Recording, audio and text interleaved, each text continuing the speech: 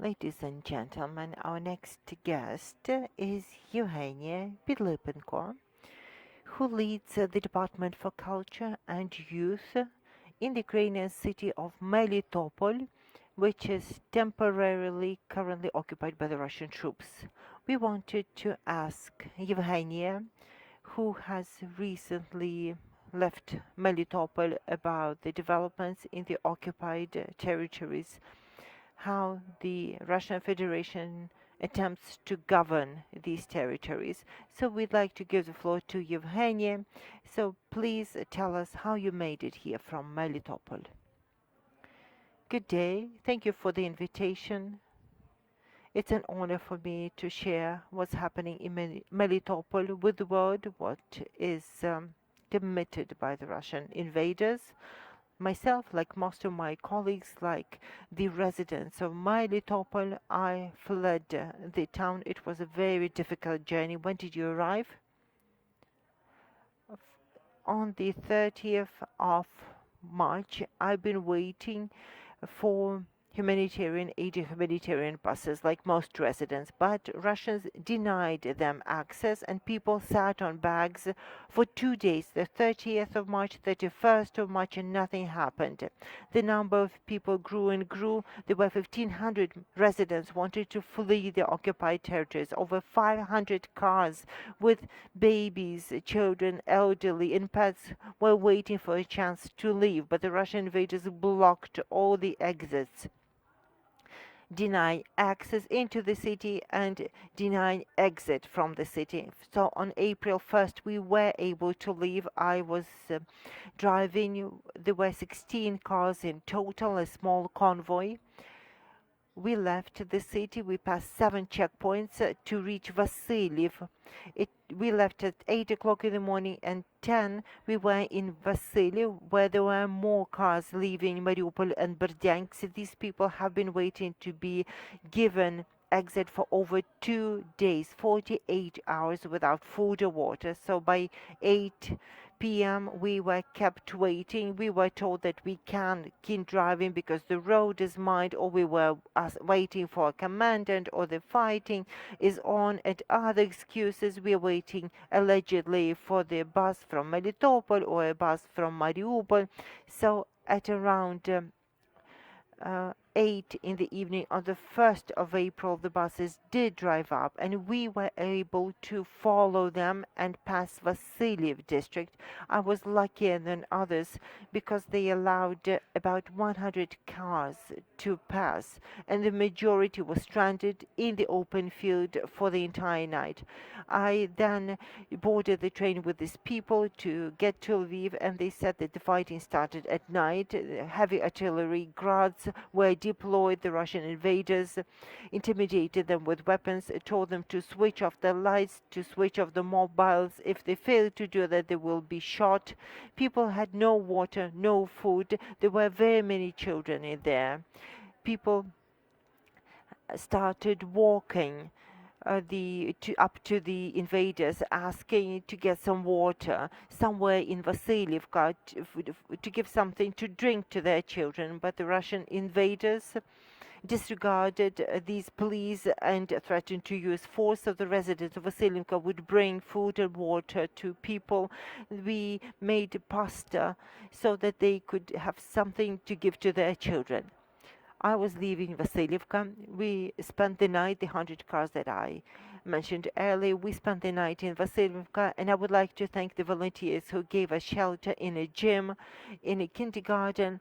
So we left Vasilievka, and we stopped around the plate, the Rilka, and about from 8 a.m. to 2 p.m. we were kept waiting, not given passage. Finally, we were able to pass, and there were 2 more checkpoints. We drove through the villages. The situation is dire, and we finally reached the Ukrainian checkpoints and crossed into our land, whilst the other people drove later, and they came under the fire from the grenade launchers in Russian vehicle, perhaps an armored personnel carrier, stopped them. They started shooting at Zaporizhia. People started leaving the vehicles and jumping in the ditch, covering their children with their own bodies, and then they stopped the fire. People started going back to the cars, and they started aiming at people and children, and then they were given passage. So there was like a 2-hour difference. I was the lucky one. Let's talk about the situation in Melitopol. What is living in Melitopol like these days? Let me tell you, this is not life. It's a humanitarian catastrophe. The pseudo government, led by Helena Danilchenko and other collaborator traitors who sprang up when the Russian aggressors entered Melitopol. They formed their administration based on the Palace of Culture named after Shevchenko, which used to be the seat of the Department for Youth and Culture. They started creating telegraph channels and bots, the new Melitopol, the administration of Melitopol, commandature Melitopol. They write stories, post pictures that life goes on in Melitopol. They light up eternal flame. They bring down Ukrainian flag, saying it's a Nazi symbol, it's a drug addict, and the criminal government symbols. They put up their own flag, something like the Soviet flags, some red symbols that aren't clear to me, and at that they try to force the people, the local governments, the local activists into cooperation, into collaboration. They keep abducting my colleagues, the local officials. They intimidate, they torture, they hold hostage those who refuse to collaborate with them, and all residents of Melitopol have refused to collaborate with the Russians, both businessmen and officials and others. They start blackmailing them, and people have no avail but to try to flee or hide from the Russian invaders as they pursue them and abuse them. And this is about the officials and other opinion leaders.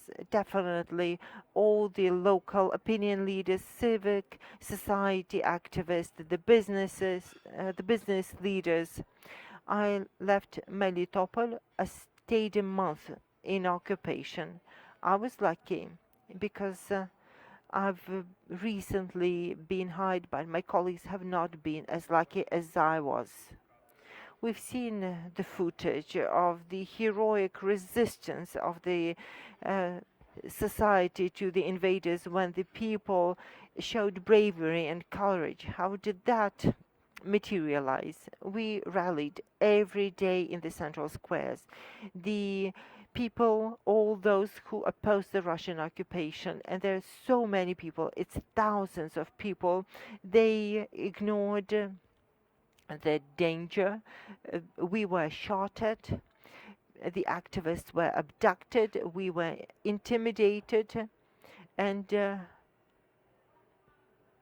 we felt we had to defend our hometown, we had to defend our home land, and we defied the aggressors and continued rallying for Ukraine. We know who the mayor of Melitopol is, we know our government, and we do not endorse the administration that is imposed on Melitopol. They blocked the cell coverage, they disconnected internet access, they use Russian channels to peddle their propaganda that Ukrainians are Nazis, that the Ukraine doesn't exist as a nation. They are saying Melitopol residents, the liberated people, we will give you a relief for your loans and for utility rates. And when you leave Melitopol, they ask you, why are you leaving? We've liberated the area. Don't you like it with us? the people who take to the streets to protest? Have you talked to them? What is moving them? It takes a lot of courage to defy the armed troops. They are led by the love for their hometown.